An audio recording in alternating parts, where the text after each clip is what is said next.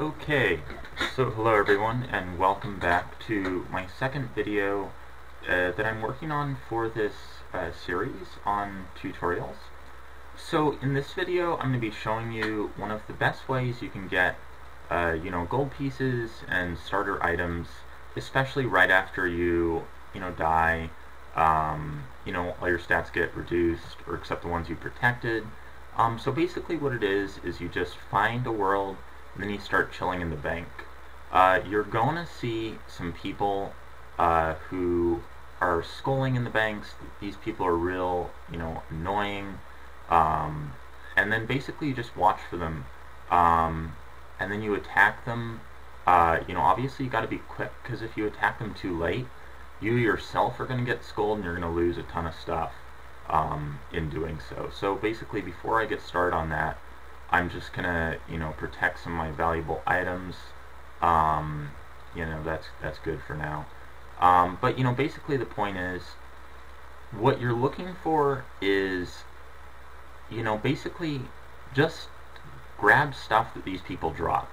I know this might seem a little kind of annoying at the start, but I got off to one of the best starts in this entire game, because I was just wandering around and some random person had dropped 100k worth of stuff just randomly on the ground, and I picked it all up, and that really got me jump started on my way.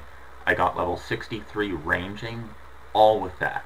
I mean, obviously now that I'm a little more advanced in the game, I'm going to be able to show you ways to get money much quicker than that. I mean, see, I'm getting random stuff. But basically at the very beginning, as I mentioned in my first video, it's really hard to get money from absolute zero. What you need is just get something real basic. Like, remember those melee or range tutors right outside the Lumbridge Castle? Go to them. I've got the training sword. Basically it's something, it's free. It does provide good stats. I mean, obviously not great stats. Another thing you'll see people talking about is, like rot sucks or rot whatever, etc. I don't really have any opinion on rot, so, basically it's just one of those clans out there. A lot of famous streamers hate on clans like rot, which stands for Reign of Terror, by the way, because, basically, these clans go find someone, and then one person attacks the person, a second person attacks the person, etc., etc. That's just part of the game. That's one of the reasons I enjoy the game so much, is because even though, like, for instance, it's guarded here, like, what a clan like Rot might do is they might bring one person with really high range level to the bank, and then all the other clan members go there as well. The person with the range level then goes and attacks and suicides, and his clan members stand around and wait a minute, and then all the stuff drops, and then they quickly pick it up.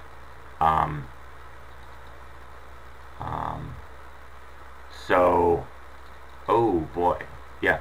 But you see what I'm getting at. Like, people drop stuff like 200 coins. Obviously for me, 200 coins is nothing.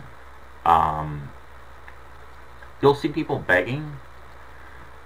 You gotta remember, this is not Runescape. This is Deadman mode. If you want to be nice, I'm nice to people in, the regular RuneScape game. I'm not nice to people in Deadman mode, and there's a reason. The reason being that, if you're nice, you're gonna go behind, and everyone else is gonna, go above you. So, like, for instance, you notice someone died right here. If I was really into this, I'd just start frantically clicking non-stop, because you better guarantee there's people who are just kind of browsing through the stuff in their bank. When that, third age longsword drops on the ground right here, and of course I'm just kidding, but, whatever drops on the ground here, I'd be the first to get it. Again, this does, take a lot of clicking. It's really annoying early on. But basically, I'm showing you one of the best ways for very low levels to just get a head start on the game. You know, obviously I have progressed further than that right now. It does, oh yes, okay, so see the arrows are showing up. That means stuff's going to drop, so just click really quickly. Maybe nothing's going to show up. It honestly doesn't matter. The key is you really want to just really focus on this. Okay, so I guess that was nothing. But, so I guess we might as well just grab this stuff. Another thing is, like, you know, see these bones here? Normal bones normally are just, like, useless. You bury it, and you'll see you get 23 prayer experience from those bones. Another thing I highly recommend, get OS Buddy, which is basically like a free Runescape client. You'll see stuff like logs show up on screen. So basically, like, you know, if you see a cash stack with, you know, I don't know, 2 billion gold pieces in it, you'll know the difference between that and a cash stack with 20 gold pieces in it. Again, that's an extreme example, but, you know, every little bit counts in this sort of game. You want to basically maximize your, you know, ability to get above the other player in the game. Like, for instance, look at this guy right here. You know, he's level 50. I don't know what his stats are, so I'm going to just check. So Tiny, whatever his name is, okay. So Tiny, T-I-N-Y. Okay, so I'm looking up his stats here, and I see that he has 95 attack and like a whole bunch of okay, yeah, so like for instance, if I was just wandering around outside and I see this dude, okay, and then that's not Deadman. You click on Deadman.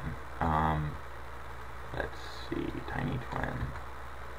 Okay, so actually I lied. He has really, really bad stats.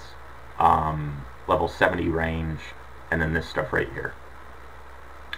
Another thing that I recommend that a lot of people don't do is, you know, it's, you know, if you don't have protected skills, you know, obviously you'll lose points in the skills, but you'll notice I train skills that I don't protect.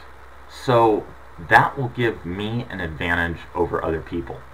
You know, at the beginning, you know, before I protected defense, that was before the hit points insurance thing came out, I trained my defense level up to level 20 defense. You know, and if I ever died, I'd just grind it back up to level 20 defense.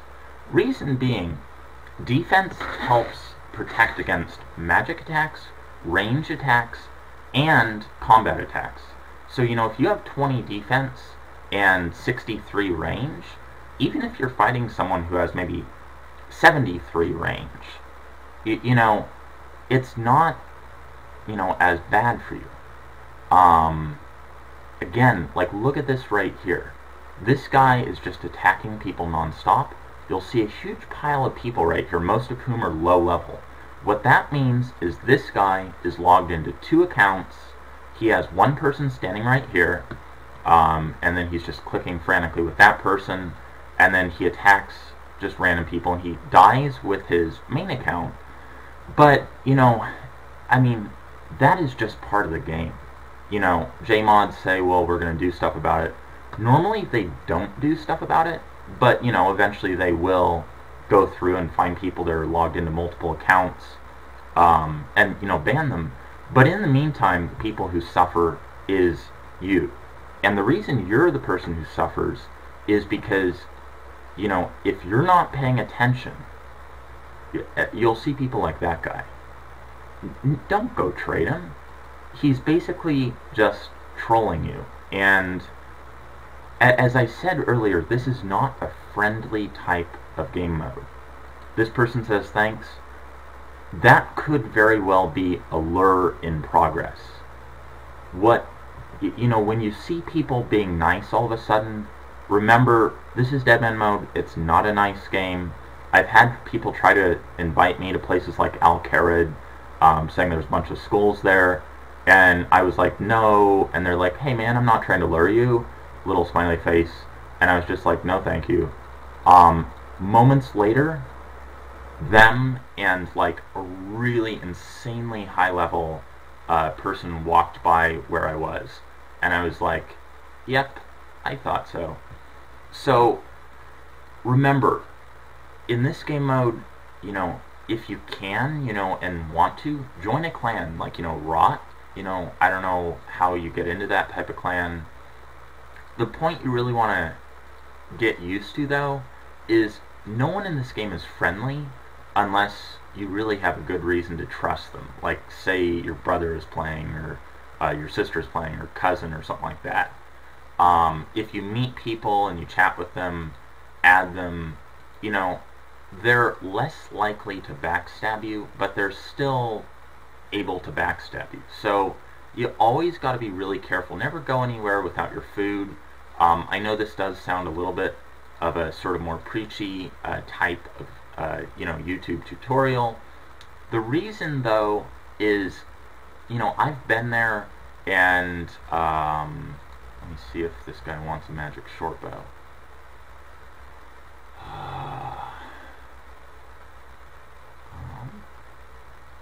Because these things generally go for about 2K in Varrock. So, yes, see, as I said, you know, just always watch for stuff like that, because, you know, it's these little ways that you can just get ahead.